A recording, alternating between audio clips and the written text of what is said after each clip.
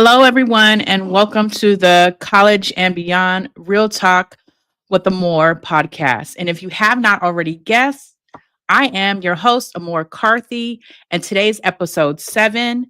Episode 7, we will be exploring the game plan, Miles Johnson's journey in sports journalism. So today's episode is sponsored by Education and Innovations, and I am the founder and CEO. And our mission is to guide your journey from college admissions to life beyond. So without further ado, let's bring on Miles Johnson. Hey So, there, how you how are doing? you? Good, good, good. So what school are you representing today? It's NYU. I'm Morehouse first all day, but I figured I rep NYU, most recent school I graduated from. Okay, so you have a Morehouse underneath your belt as well as NYU. Like, if you don't mind us asking, how old are you? 23. So 2 degrees at 23. All right, that's Black excellence and happy Black History Month for people who are celebrating. We are always going to be celebrating that. So why don't we get started with the conversation? Can you go ahead and tell us a little bit about yourself and your background, where you're from? Yeah. So from Philly, well, I was born in Cleveland and moved to New York and then moved to Philly when I was 6. So I see Philly as my home. That's where I really grew up. And most of my friends from elementary, middle school, high school, all of them are from here. I'm there right now, actually. I'm off from work this week. Our show is dark. And so I love coming back to Philly. And yeah, a little bit about me. I have 2 younger sisters. I'm the oldest. And as as long as I could remember, like sports were always a big part of my life. I grew up playing soccer, started playing soccer in New York when I was like 4 and 5, just running around the field. And then when I got to Philly, I played travel soccer and traveled to my mom and my dad would take me on to games all across PA and I played varsity soccer all 4 years. And so that was definitely like my first love in terms of a sport. And even past soccer, I watched a lot of, and I still do a lot of basketball and football. And being a Philly guy, I'm a big Eagles and Sixers guy.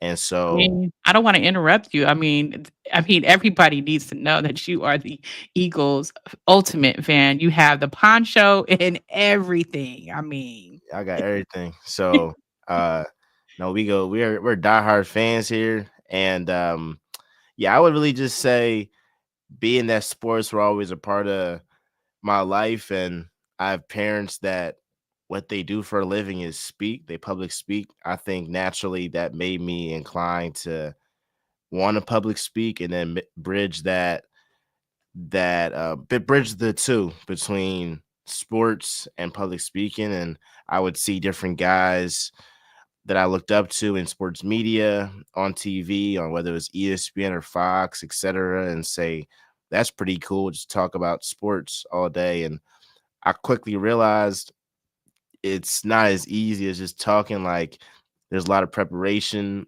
It's also the journey to get to TV. You have to be able to be a great writer and build your way up from there. At least, back in the day of like the 90s and early 2000s and early 2010s, and we're in a different era now. But I think the same applies, that you have to, keep like putting those steps in before you can't just go on air right out of college, not necessarily, at least on like a ESPN or whatever. And so, but that prompted me in July 2020, after COVID hit and my freshman year at Morehouse was cut short, to start my own platform. I didn't get an internship that summer. It was kind of hard because of what was happening with COVID, but I realized, hey, I don't want to wait for, these big corporations to give me an on-air position. I'd I rather love just, that.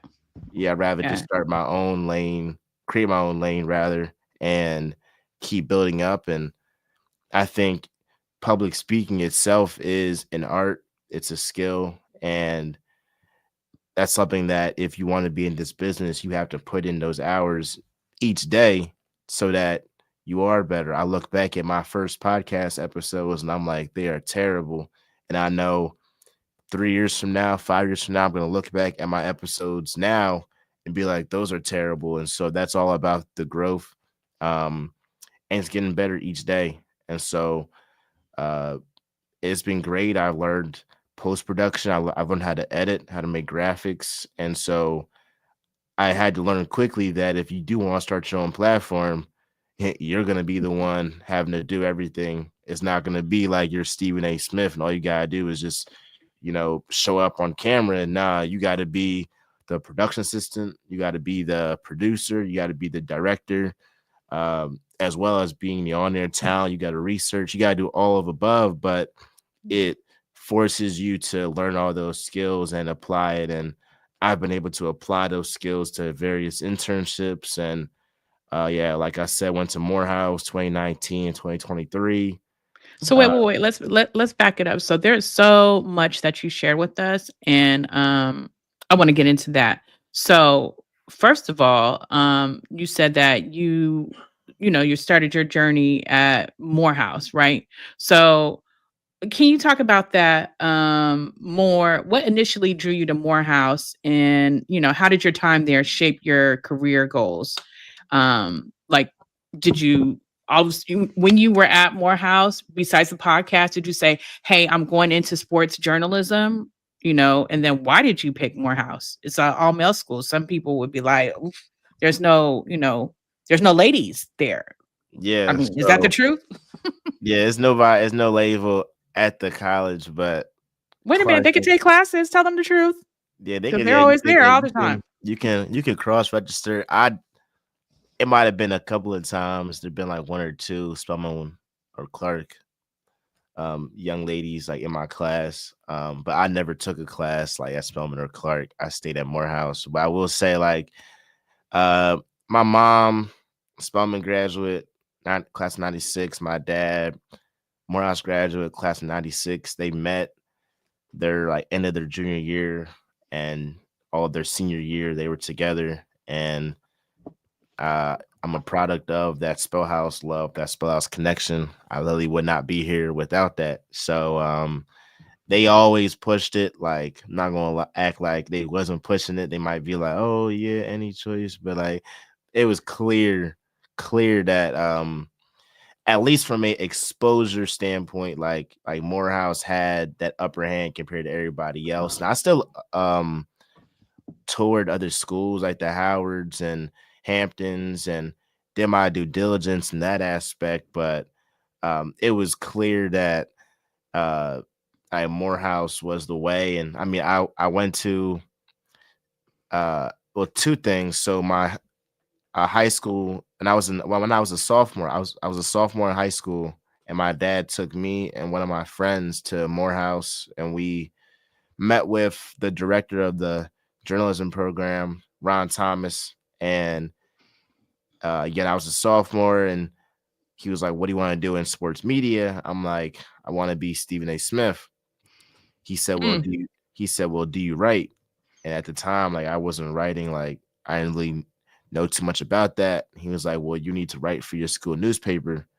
And so mm, since then, I was a junior, senior. I got involved with the school newspaper, and it was great that like he was giving me advice and he was helping me before I even became a student. And so he was always mm, somebody that going into Morehouse, I was like, I need to be cool with him and I need to connect with him and network with him.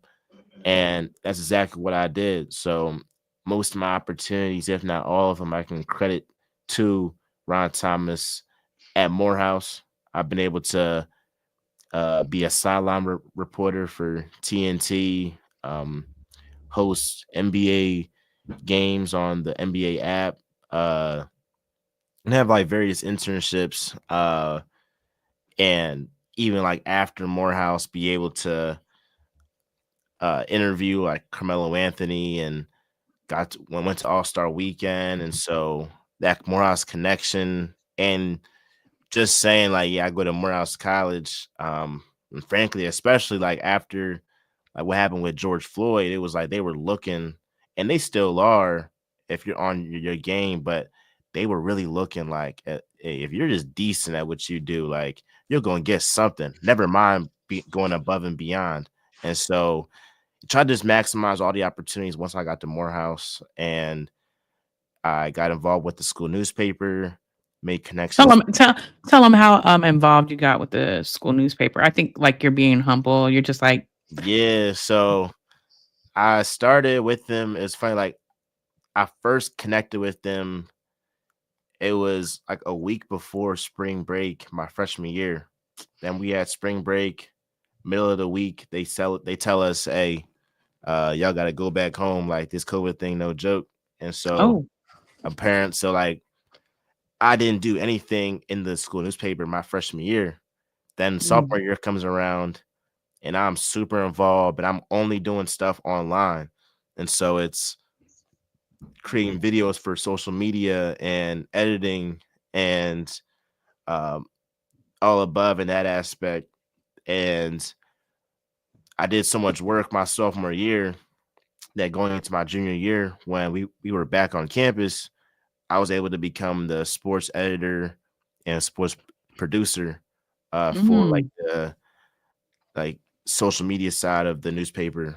And so that was great. Did that for my junior year, and then senior year, I became the managing editor of the paper too. So I was second in charge, uh, and yeah, it was great. Just being at that leadership position, it allowed me to like to be in certain rooms where it's like only the top Maroon Tiger leadership positions could attend, interview certain people.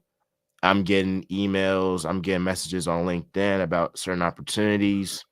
There was a Creed, uh, you oh, yeah, know, I forgot about that." I went to that like a press conference before the official movie dropped. Oh, it was a screening rather. Went to that, and so it was so many things. Different rappers were like, they would come back. I interviewed Wallow back from Philly. Being from Philly, like that was pretty cool to interview him. Just saying, hey, like I'm with the Maroon Tiger, and you like get the access from there. And so I think some advice I would give in terms of like getting involved in campus organizations, like do it early, do it real early, because if you do it earlier, and by the time you a junior and a senior, then you're bound to have a leadership position that you can then have where people younger, the freshmen, those sophomores, they're looking up to you. Same way how when you were a freshman, you're looking up to the editor in chief, the managing editor, the SGA president, the leader of campus events. And so that was something that I definitely learned. But my story was unique in terms of I didn't start my first year. I was more involved with my grades and making sure those were good. But once I Mhm, started, um, I frankly I leapfrogged people that were starting before me because I was just so relentless in the content that I made. mm, And the last thing with the Maroon Tiger was I learned how important editing was when there was a period that I didn't know how to edit, and I would anchor in videos. So I would record my videos and mhm, I would send it to the editor.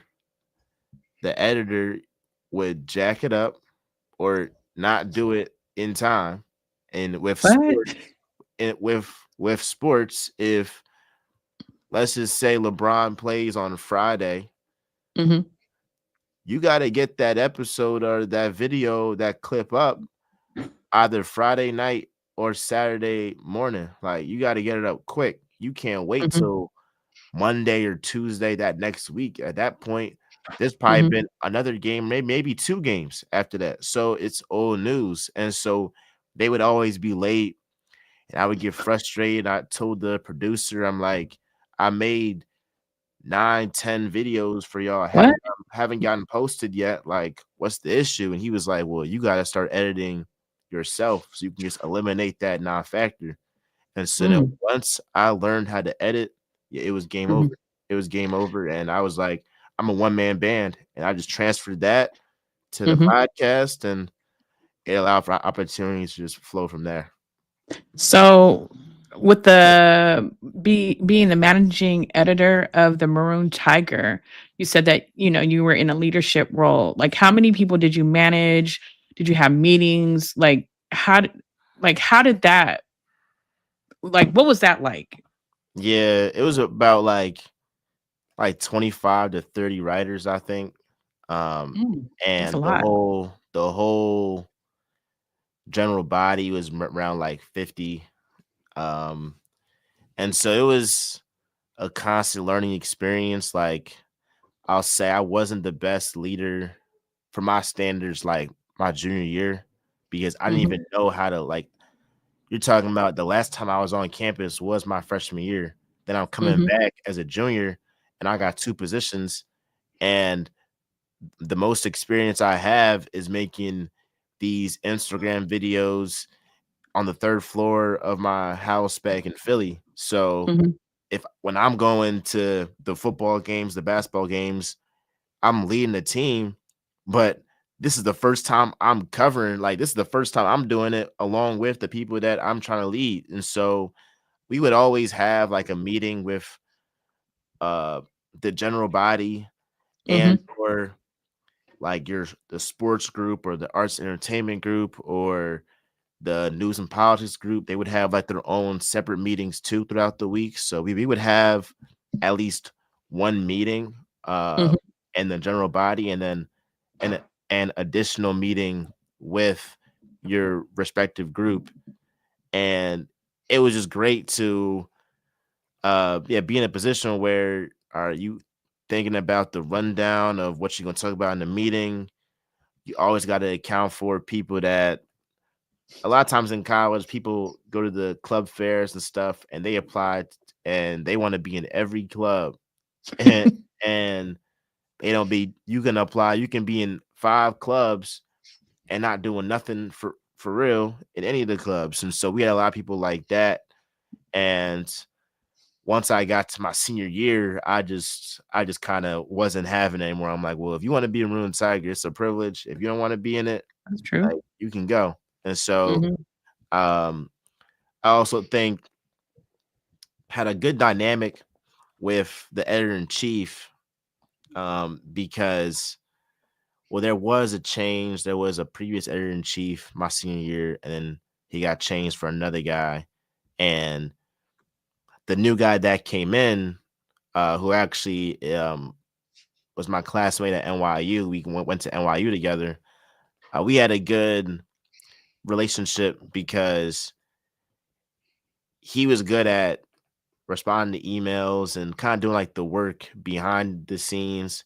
And I was mhm. super driven on content and I would be leading the meetings. And so what I liked about him was he had that self-awareness to be like, I'm not about to like act above like my means or like my leadership capabilities. Like I'm gonna stay within myself and I'll let Miles lead the meetings and do the content and then I'll be the one that is, corresponding with the administration on how can we get Mm, our printed copies, available, or how can we get our magazine printed, which was for every single graduate on graduation day, had a magazine highlighting all the student leaders on campus. Like, how can we put that in place to be ready for graduation? So he did a lot of the work behind the scenes, which was great because it just allowed me to be creative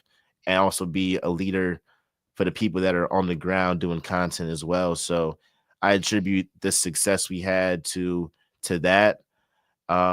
And yeah, I think it was a great learning experience. And I think I realized my senior year after, especially after, crossing Omega Psi Phi and that being another thing that's like, okay, this isn't just Miles, the podcast host, the guy with Maroon Tiger. It's all of that, and he's a Q. And so now it's mhm, way more other guys um, looking at me and looking up to me, and all of that. And so yeah, ultimately, like my senior year, that's when I realized, okay, like I'm really like a campus leader. And my junior year was more of a learning experience to literally like be in situations that I was never in previously. Hmm. So you say that you pledged Omega. Like, why did you choose that fraternity? And how did you balance school, um, doing the, paper? I mean, you did a lot, like, and you got good grades. And you did a whole bunch. So how did you do all that? Yeah, the reason why I was interested in Omega Psi Phi was because my dad was a Q. My dad is a Q. My uncle is a Q. My grandpa, my mom's dad, he was a Q. And so it was frankly no other choice if I was to do it. Like, they're not gonna pay for no alpha and they're not paying for no sigma. I know that for sure. And so I already knew that. Um, I built relationships with the Qs on campus to where Mhm, like they were already like looking out for me. I remember one time, this is before I'm officially online mhm, and have all like the paperwork to like, be a Q. I'm not even a Q yet, anything like that.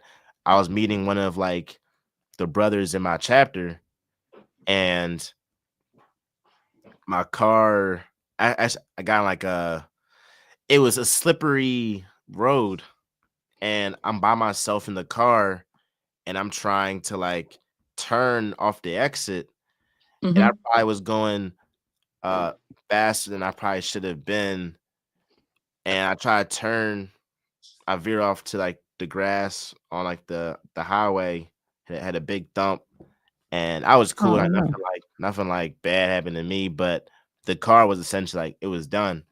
And so Wow. I had to call the brother that was potentially, your profile is the guy that, he was in the chapter before you. So this guy crossed like spring 2021. I crossed spring 2022. So this is like the fall of 2021. And so I'm upset at myself. I'm like, I had this meeting with this guy and it would set me up. And I called him. I was embarrassed. I was like, hey, I got in a car accident. And then he called his other line brother who crossed spring 2021, and he came and picked me up and That's took me to brotherhood. campus. And so, like, the motto of the fraternity is friendship is essential to the soul. And I was given Mhm, friendship before I was even a part of the fraternity officially.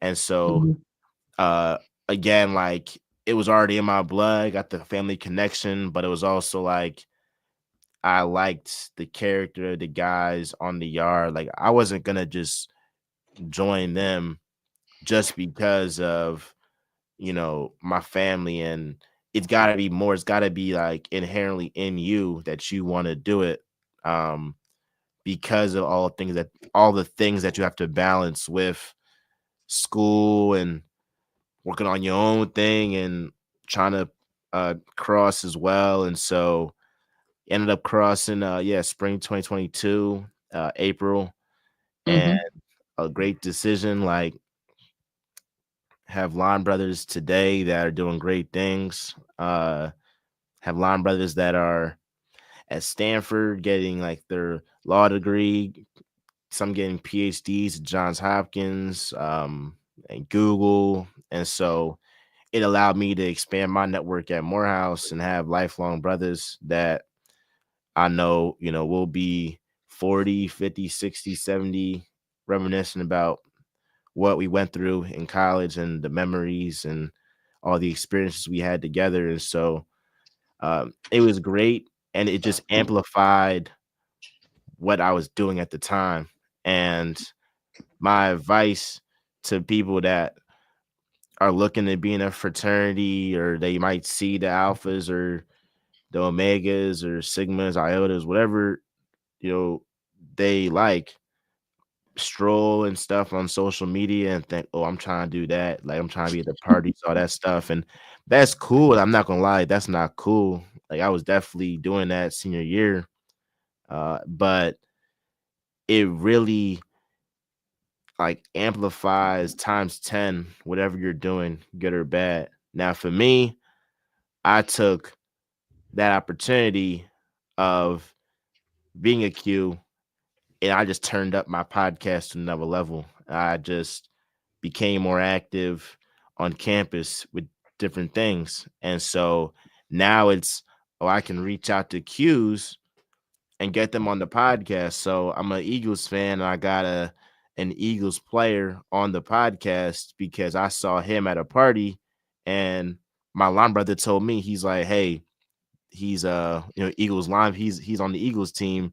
He's Mhm. also a Q from University of Georgia. University of Georgia has all the NFL players and stuff, and so was able to connect with him, get him on the podcast. Shout out Nakobe Dean, and so ultimately it amplified everything that I was doing. Mhm.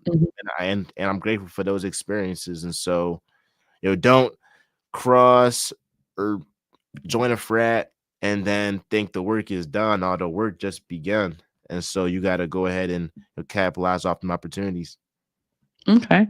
So I feel like it's just not opportunities, but that, like you said, you build relationships. Because no one wants to just feel like you're just taking, taking, taking, taking. So I wasn't even gonna get into this questions, but how do your relationships along with your work ethic, how have they helped you just get into all of the things that you have done? Yeah, so NYU is an example that I crossed April 2022. May 2022, I connected with one of my pro fights, David Dent. We got on the phone and he crossed in 1980. And he was actually on campus while Spike Lee was on campus at Morehouse. Like he remembers Spike Lee being there. Um, and so he crossed 42 years before me, and we're still being able to break bread and develop a friendship that we have today. And so ultimately, he's the director of the journalism program at NYU. And he, from the start, noticed me, noticed my work in journalism, and was recruiting me from day one to uh, really be at NYU. And so I'll be honest, I didn't want to go to grad school. I wanted to get money initially. So And what so why did you go? Do you and remember what we said what I said? I think you were like just apply because I was not about to apply. I really wasn't about to apply. And then uh I think it was like December 2023, and I was like, all right, like, I'll apply. And he did tell me, like, oh, like you'll get in. The question is like if you'll get a scholarship, like it's a whole nother committee that does that. Mhm, So in my head, I'm still thinking if I get in, but I gotta pay 60K, 40K, 20 or 10K, I'm not going. And mhm. so I already made up in my mind, like, yeah, this not gonna work out. And he calls me one day and he's like, this is like early February, I believe. And he's like, yeah, you got a full ride to NYU. And so it just made sense to stay in school, still get the opportunities of internships. And I definitely believe like the longer that you're a student, the more people inherently want to help you. And so that's really how I got to Fox Sports. Gotta make that distinction. But I got to Fox Sports because um I interned with them in the spring of 2024. And I only again got that opportunity because I was still in school. Even I kind of got ahead of myself after I graduated Morehouse in May 2023. That summer I interned with the NBA and I was still in Atlanta for that summer before I went to New York in August 2023. And I was at the NBA's news desk and posting articles for NBA.com. Again, if I didn't go to NYU or if I didn't go to a graduate program, I wouldn't be eligible for that opportunity. I got a That's scholarship. true. I was able Mhm. to get uh, a flight and a room for the NABJ, National Association for Black Journalists Conference, uh, as part of being a Sekou Smith Memorial intern with the Wait, NBA and wait, NABJ. did you win a scholarship from them too? Yeah, yeah. Okay. And so, yeah, again, like people want to help students. Like they aren't as inclined to help people that's full time. Like, that's just frankly like the real, like that's just what it is. And so, What do you mean by yeah, full-time students or full-time working? full time working, full Okay. time It's working. And mhm. so, and then I think this summer 2024 is past summer, intern with the Olympics. So I essentially got 3 internships because I continued my education. And then after that, I was frankly, I didn't have that much money. I'm talking about like have these internships. I still got to pay rent in New York. Like it's not that's not for the week. Like yeah, rent in New York is ridiculous. And so my parents were definitely on me. Like, all right, when you get like a full time job, this around the time of the Olympics, honestly. And I knew as soon as the Olympics were over, and I did a great job with that. That was a great experience. But I was like, as soon as I'm done the Olympics, I'm going to let my network know I'm on the market. I'm looking for a job. And Mhm. that was because I got an award at this conference in Atlanta for being like a young leader in sports. And it's like Oh, people, yeah, I remember that too. people, and it's like people coming up to me and saying, "Oh, you're doing such great things and so proud of you and all this stuff." And I'm like, I don't Need a even have, job. I don't even have $50 to my name. But Mhm. it's like if you don't let people know that you need help, ain't That's nobody's right. gonna help you. And so you got to Mhm. be able to, put that pride aside and let them know. And so I posted something on LinkedIn and I said, "Hey, I'm looking for an opportunity." And I will say it kind of went viral. It got like over like 1,200 likes and a bunch of my network Mhm. reposted, which I was very thankful for. And somebody at Fox Sports who I met in 2021 when I was a sophomore in college, and I was just trying to network and connect with as many people as I could, organically in sports.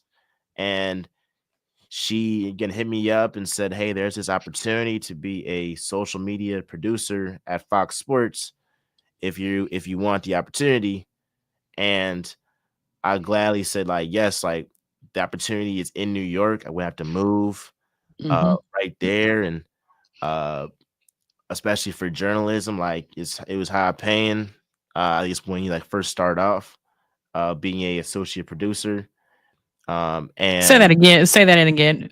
That's your first job. Say it yeah, again for the people. associate producer, yeah. Because like a lot of times, like straight out of college, like in journalism, if you want to do the producing route and go behind the scenes at first, like you're gonna be a production assistant, which aren't paid as much as associate producers, and you got to put in like a year, 2 years before you get that promotion. And I basically used my education and those internships that gave me more of like something I could lean off of and be like, "Oh, you got somebody that doesn't just have an undergrad degree, they're 2 months away from getting their second degree and just came off the Olympics and interning with y'all." And so I had some But leverage. wait a minute, you need to add while you're doing that, you're still also running your podcast. So you're still editing, you're still writing, you're still doing all the work and doing all the work that would be done if you're in the field. So make sure you say that. You're Yeah, like you said before with the podcast, you didn't wait for anyone to tell you it's okay. You started doing the work that you wanted to do. So yeah, you get practice. yeah. And so every day, every week, I'm still creating content. Like I have over 1,600 posts on my Instagram and have hundreds of videos on YouTube. And so it was imperative for me, like, even while I was still continuing my education and getting more experience in corporate America with internships and setting myself up to get a full time job, it's like, oh, also, I'm working on my own thing. I'm getting different interviews. I'm expanding the amount of subscribers and followers I have. So yeah, at this point now, I have 30K followers on Instagram, 30K followers on TikTok, and approaching like 5K subscribers on YouTube. And all of that is through, Congratulations. thank you. So all of that is just through being consistent. And people have asked me like, oh, like, what's the secret? It's just being consistent. Like, as long as That's you're right. consistent and you're creative, and it's easy, for the first post or the second post, even like the third post, it gets harder when it's post number 120 and you Mhm. not getting the followers. But if you love to do it, if you truly love to do it, it's not gonna feel like, oh man, like nobody's looking at me. Um, and with that also comes like, my monetization, and once you do get the views, be able to get different partnerships and monetize that aspect. And so, but I was never worried about the likes or partnering with brands. Like I genuinely love to do it. And Mhm. so over time, once I got better at the craft and the views started to go up, um, the passion was already there. So it wasn't like I was so enamored by the followers, and I was so enamored by just creating the content. I wasn't even worried about partnering with brands, and that was something that I had to learn. Okay, it's cool to get 100K views on a reel. It's cool to get 1 million views on a TikTok. Like, been there, done that. But now it's like, all right, what about partnering with a brand that wants to pay you to record content and leverage your followers that you created from the ground up and be able to make money off that? And that's how you see these different podcasts that are really successful gain revenue, is by those partnerships. And so I've been doing Real Talk since July 2020. This month was the first month that a brand has partnered with me, and like I got like a check that was outside of like, because TikTok pays and like YouTube and Instagram too, but like an outside brand like partnering like with Real Talk, like that was like the first one. But again, that happened almost like 4 years in the For making. years. And so it's not going to come overnight, but again, just being consistent and being creative in the content that you do. Okay. So I know that we've gone a little bit over. I have just a couple of questions. I mean, there's so many things I could talk to you about, but I mean, you've shared so many gems. I mean, you basically laid the blueprint for anyone that wants to go into journalism, sports journalism, any kind of journalism. And the biggest thing that I hear from you is like there's no shortcuts, be consistent, do the work. It's not going to come overnight, build relationships. Um, let's see. Where where can listeners find you and follow your work? Yeah. Yeah, they can follow me on YouTube, Real Talk with MJ, Instagram, Real Talk with MJ, TikTok as well, same handle. Twitter, it's Real Talk with MJ #1.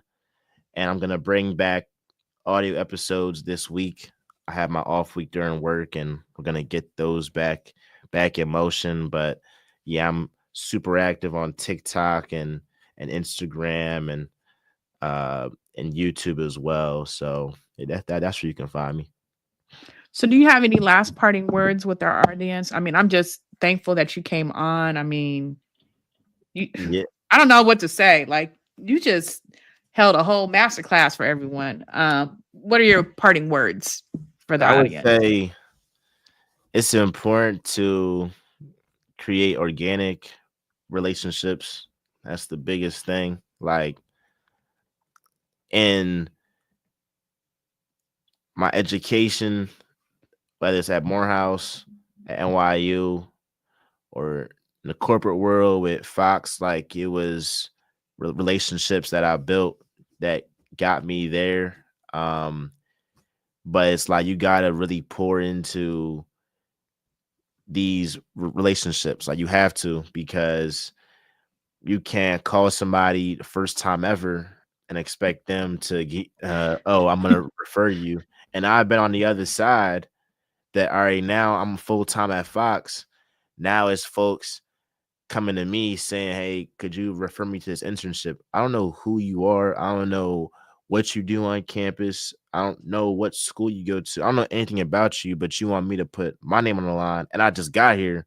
I actually think it's I think it's pretty disrespectful on the first time to like just blatantly act like just blatantly show like, yeah, I really don't care about getting to know you. I just wanted this internship because I want this spring internship with Fox. And it's like What? a lot of times, and I do feel like HBCUs have done a great job in emphasizing how important it is to organically make these connections.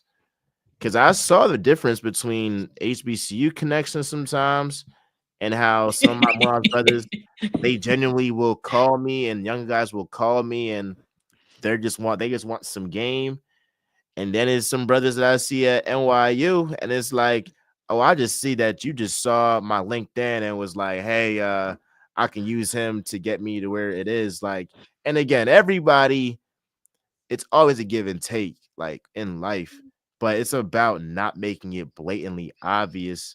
And also, the more that you pour into somebody when you are in need of something, they will come through. Just like how when I was really in need of getting a full-time job and I wanted to get one before I graduated at NYU, it was a black woman at Fox Sports that believed in me 3 years prior to even just give me a conversation. Mhm. And she connected me with several people at Fox Sports in 2021. Um, One of them was Shannon Sharp's creative director who does his podcast Club Shay Shay. But it don't even take like networking with every single person you see. All it take is like 1 to 4 people. And if like that one person can connect you with like this person, this person, this person, you set. So that's another thing too. It's like, don't it's not about just like the quantity of relationships, about the quality of them. And so I think that kind of goes, it's like swept under the rug in that aspect. And so I just wanted to emphasize that. All right. Well, thank you so much. And we will see you on we'll see our audience in the next podcast. Thank you. Bye.